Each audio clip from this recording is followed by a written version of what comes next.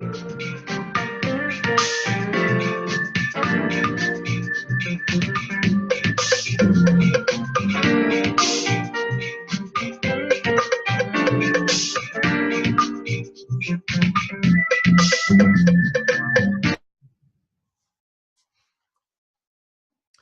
everyone. I am Adrian Bowens. And I am Nicole Bowens.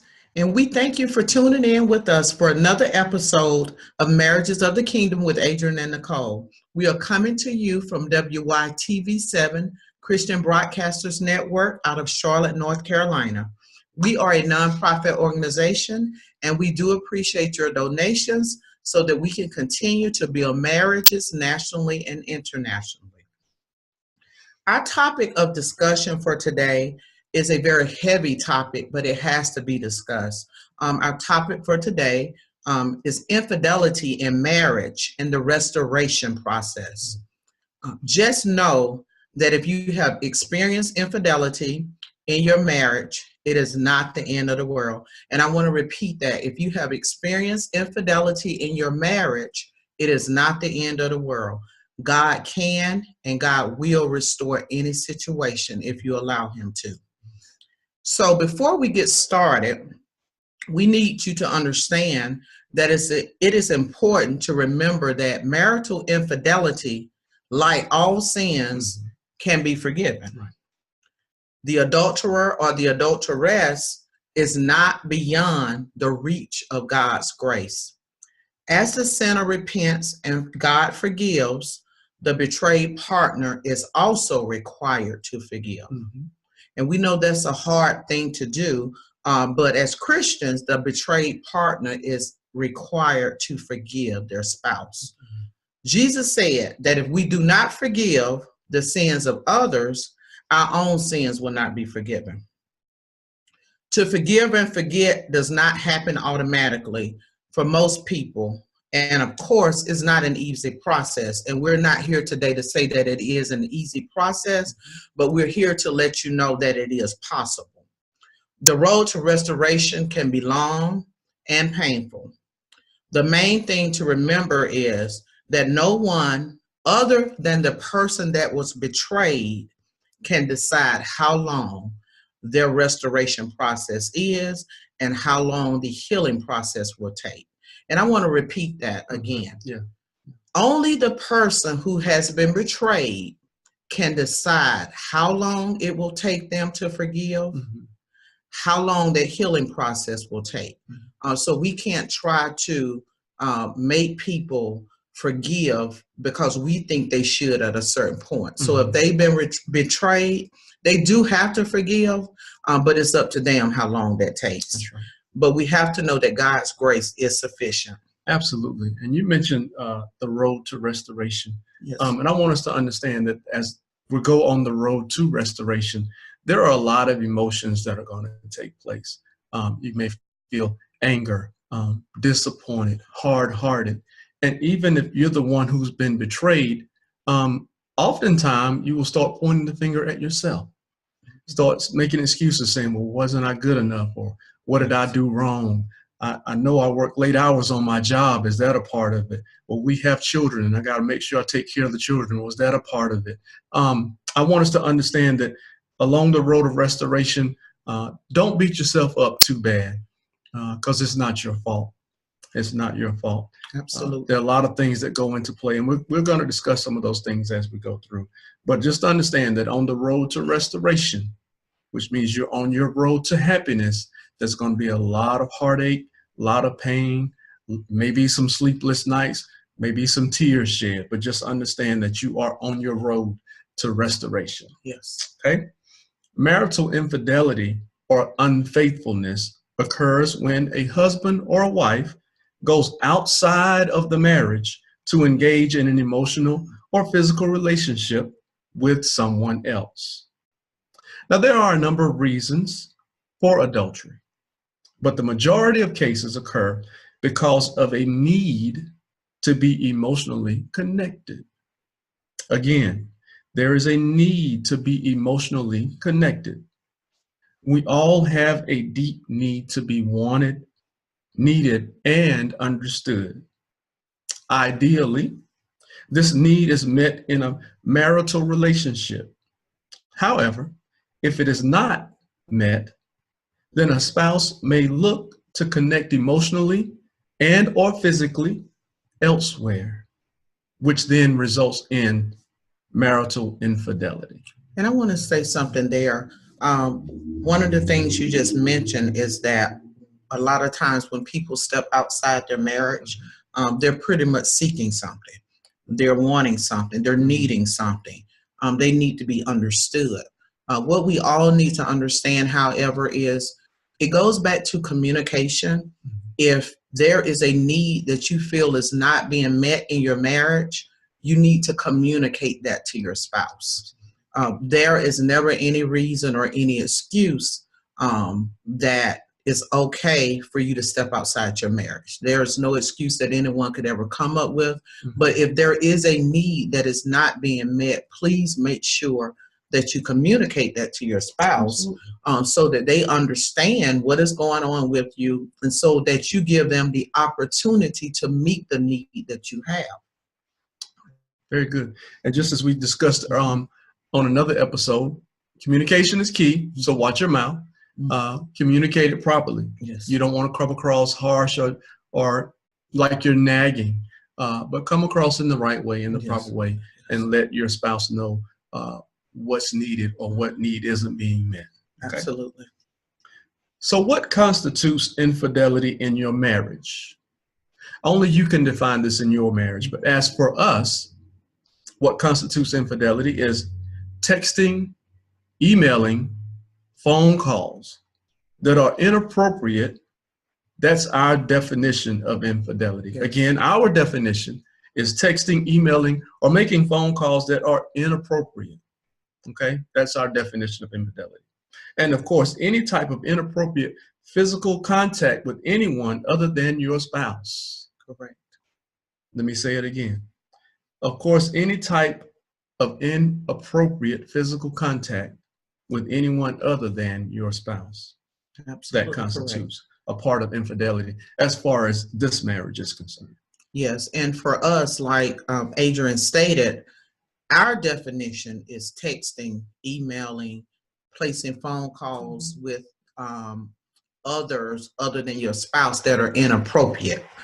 That's our definition. That might not be your definition of infidelity in your marriage. And we'll discuss that as well, to where you need to establish boundaries, because that could not be your definition of infidelity. Absolutely. Absolutely. All right. We teach that during premarital counseling that all couples, here we go, should establish boundaries. All couples should establish boundaries for your marriage. What constitutes as cheating for us may be different for you. The main thing is to have the discussion before you get married. Have that discussion before you get married. Lay out the guidelines before marriage. Lay out your standards before marriage. However, if you are already married, it is never too late to sit down with your spouse and establish the do's and the don'ts for your marriage. Don't sit around in the dark thinking that things are understood when they're really not. They've never been discussed. They've never been communicated. So we can't think, one individual in the marriage can't think one thing and the other person is clueless. So we definitely have to communicate those things with our spouse, okay? Yes, and you can't expect your spouse to be able to read your mind. Communication is having a conversation. I know a lot of times we hear couples say, well, he should have known that, she should have known that. No, that's not the case, because no two people think alike. So if it is not communicated to a place where you can get an understanding, no, they don't know that. So we want to make sure that we communicate what our needs are and set boundaries in your marriage. And, you know, if you are married and you didn't set boundaries prior to marriage, it's never too late. Go back and put that in place. Set that in place so that you do have boundaries in your marriage. Sure, very good point. Now let's look at how God designed sex and how God intended it for it to be. Now, God designed sex to be enjoyed within a committed marital relationship. To remove sex from that context is to pervert its use and to limit its enjoyment. Sexual contact involves a level of intimacy not possible in any other human relationship. When God brought Adam and Eve together in marriage, he established them as being one flesh relationship. So the way that God designed sex in our marriages between a husband and a wife. Yes, absolutely. And two people becoming one flesh involves more than just physical intimacy. Mm-hmm. See, during sex, there's a sharing of emotions as well as bodies. Soul ties are created. So a lot of times people would think that, or they might step outside the marriage and say, oh, it meant nothing. It was just sex. Mm-hmm. No, it is not just sex. Anytime you have an intimate relationship, a physical relationship, especially sex with another person, your emotions, your bodies, everything connects, and then there are soul ties that are created during this process. So never think that it's just sex, because it's not. Also, during sex, in the Old Testament, sexual intercourse had to do with knowing one another. Mm-hmm. And the knowing is a significant word. Sex is the most intimate of human encounters a person can have. The level of trust required for this makes one extremely vulnerable. During sex, you are extremely vulnerable. That's why it is so important that you never lay down with anyone other than your husband or your wife, because it is a very vulnerable state for you. And this is the one reason why sex should be limited, like I said, to a marital relationship. You should never step outside of your marriage for sex, because it creates a lot of other issues that a lot of people don't even think about. Marriage allows for vulnerability without fear. Each spouse is protected by the other's commitment and the stability of this covenant relationship. When we get married, we go into a commitment with God. It's a covenant that we have with God at that time. And also what marriage is supposed to bring is stability. If you step outside of that, if you violate the trust of your spouse, that can be very devastating to the individual and to the marriage, and then also to your family. If you have children, other family members, just know that stepping outside your marriage destroys not only your marriage, but it destroys everybody that's connected to you. You mentioned trust also in your marriage, especially when it comes to all the way down to sex. Yes. Again, going back to communication, that's why it's very important to communicate the needs and wants and desires to your spouse on a basis that you have no fear, and that you're not concerned or you're not worried about what the spouse is going to say, think, or do, because now you put everything on the table. And once everything is on the table, once it's communicated the right way, then we'll have a better understanding of our marital bliss, as well as also what we're talking about now, which is sex. Absolutely. And marital infidelity is the betrayal of confidence. Mm-hmm. It's the breaking of a vow. It's the shattering of security. And it's also the possible severing of the union. Right. Marital infidelity creates a lot of breakdown, emotionally, physically, financially. Infidelity can create a lot of issues. So you have to understand the repercussions of marital infidelity. And I was looking at some studies, and the study said that 60 to 75% of couples who have experienced infidelity or betrayal, they stay together. And yes, and I was shocked to see that number was that high of couples that stay together. And I believe that the reason for that is because a lot of these couples stay together. However, they have not healed. They still don't trust, and then they're still not committed. They haven't gotten to a place to where the trust has been regained. Right. And then in many cases, a lot of couples stay together after marital infidelity because not because they're happy together, but because it's familiar for them, and because they're afraid of the alternative. You know, what's going to happen with the kids? What's going to happen with our finances? You know, we can't even afford to live in separate houses, you know, because of finances. There's a lot of things that keep couples together. And the main thing, especially for couples that have been married for a very long period of time, they don't know anything else but that person. So they stay together after the infidelity, but they never heal. And, you know, our thing with this and the purpose of this episode is to couples that have been through infidelity. Don't just stay in the marriage and be miserable and make that other person miserable, and you never trust them and you never forgive them, and they're miserable and you're miserable. Don't stay in the marriage in that type of manner. You know, we're here to let you know that if you're going to stay in the marriage, make sure you stay in the marriage and make sure you heal. That's the biggest thing, is make sure that you heal. Even like you mentioned, familiarity. We understand that. And there are couples out there, you may even be listening to this broadcast and you're in that position now. Even if you stay because of familiarity, make sure, seek counseling, seek help, of course, seek God. First and foremost, to make sure that you begin to heal and go through the healing process, not so much for the marriage itself and not so much for other people involved in the marriage, but for yourself. How can you be a whole person when you're not healed? So you definitely have to be healed. Make sure that you're a whole person, bringing your whole self into the marriage. And there are a lot of couples that we say that there's a large percentage that stay together that have not healed. But for those couples that are willing to commit to the hard work, and we're going to tell you it is definitely going to be hard work.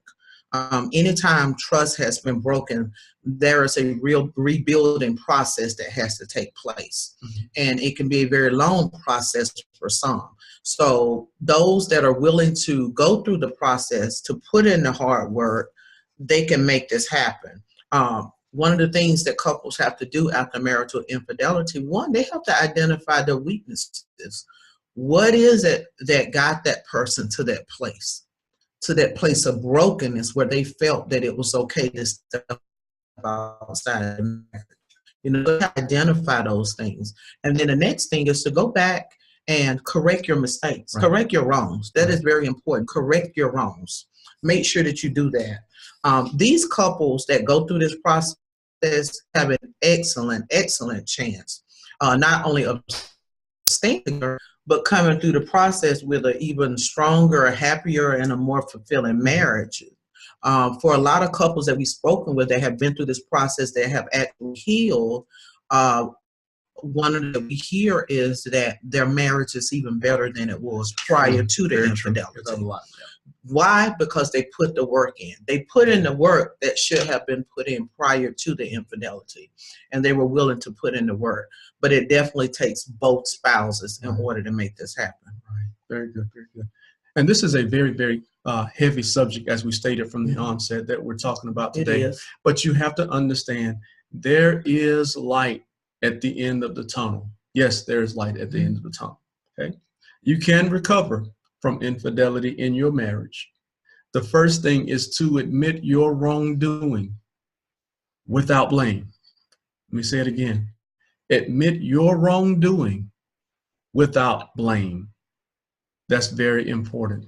You can't go around, especially if you're your own worst critic, you can't go around continuing to beat yourself up and saying, what have I done and why did this happen? Yeah, you need to answer those questions, but at the same time, you have to admit, okay, yes, it happened. And I'm not talking about just admitting to yourself, but you have to go to God. You have to admit to God, this is what happened, and you have to go to Him for forgiveness, okay? You want to have a clear conscience in your marriage.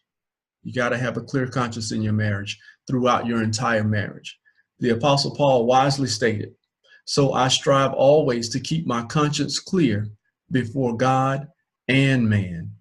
Meaning, and if we take it a step further, I want to keep my conscience clear before God and my spouse. I want to keep my conscience clear before God and myself. I want to keep my conscience clear before God and my family. Although adultery is a sin against God.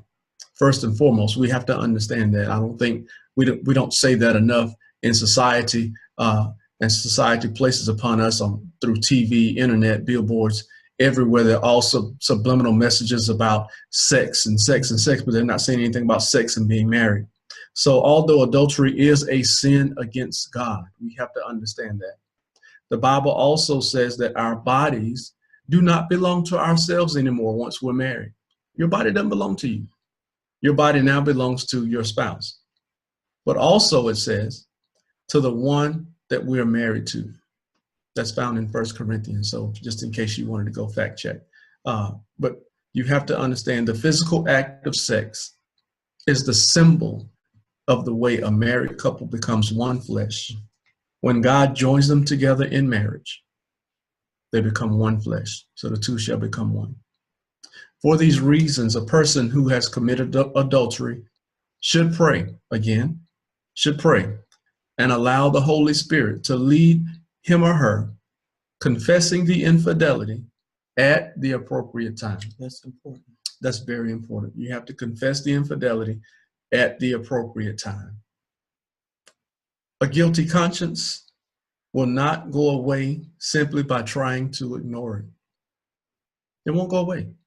It will not go away by trying to ignore it. You have to deal with it and hit it head on. It may, in fact, lead to psychological and even physical problems. So again, we have to seek help if we've gone through or going through something like this. Exactly. One of the things you said there is that they have to make sure that they confess their wrongs. That's very important. You have to confess your wrongdoings, and also, as you mentioned earlier, without placing blame, confess your wrongdoings, not I did it because you did this or you didn't do that. We do want to make it clear that it does not matter what happens in your marriage, in your household, if your spouse never has sex with you. That does not give you the right to step outside your marriage to have sex with someone else other than your spouse. Because for those, and we have viewers that are watching that are Christians, and then there are non-Christians that are watching. But for those of us who confess Christ, even if your spouse does not have sex with you, that still is not an excuse, like I stated, because you're first accountable to God. So also always keep that in mind. You're accountable to God before you're accountable to your spouse.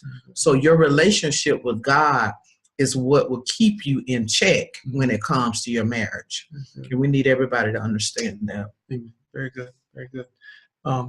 As difficult as it would be for anyone to tell their husband or their wife that they have been unfaithful, it is also necessary not only for the integrity of the marriage, but also for the relationship between that person and God, so that their conscience may be clear and they will be able to live a holy and blameless life. The next thing is to seek help, seek professional help. A lot of times couples attempt to do this on their own and the relationship gets worse. There are times when there's a neutral party that's needed that will provide you with sound, biblical, and impartial direction on how to restore your marriage. Again, seek help. Yes. Seek help. Definitely. If you sit there and think that, okay, I got myself into this, I can get myself out of this. We can never think that when it comes to something like this, because infidelity is something that's very problematic. And you can get help and you can get on the road to restoration, but you need to seek help and seek the right help. I mean, you can't go around seeking the wrong help, because the wrong people are going to tell you the wrong things and lead you in the wrong direction. So seek wise counsel. Yes, wise counsel. One of the things that you said that just stood out to me was you got yourself into this, and sometimes people think, well, I got myself in it and then I can get myself out of it. But you have to think about the fact that your thinking is what got you into the place the first time. So why would your thinking help you get yourself out of it? So you definitely need to seek wise counsel with someone else that can give you some type of direction towards restoration. That is very important. If you've experienced infidelity in your marriage, we want you to know if you have experienced infidelity in your marriage, we are available to provide you with resources that will assist you and your spouse with this process. If you, both the husband and the wife, that's very important, are willing to put in the work, put in the necessary work, and believe that God can bring life back to your marriage, then this can help it. This can happen. Please feel free to contact us on our website, marriagesofthekingdom.com, or any of our Facebook pages that we have, or you can also reach out to us via phone. That number is 864-553-8643. Again, we are available to help you with whatever you need or direct you to someone that can also assist you depending on what your needs are. So please reach out to us on our website, our Facebook pages, or contact us by phone. Very good. Very good. We truly appreciate you tuning in with us on WYTV7 Christian Broadcasters Network. We would love to hear from you. So please contact us, leave a review for prayer, or to receive additional resources that can assist you in having a marriage that represents the love of God. Until next week, please be intentional about your marriage.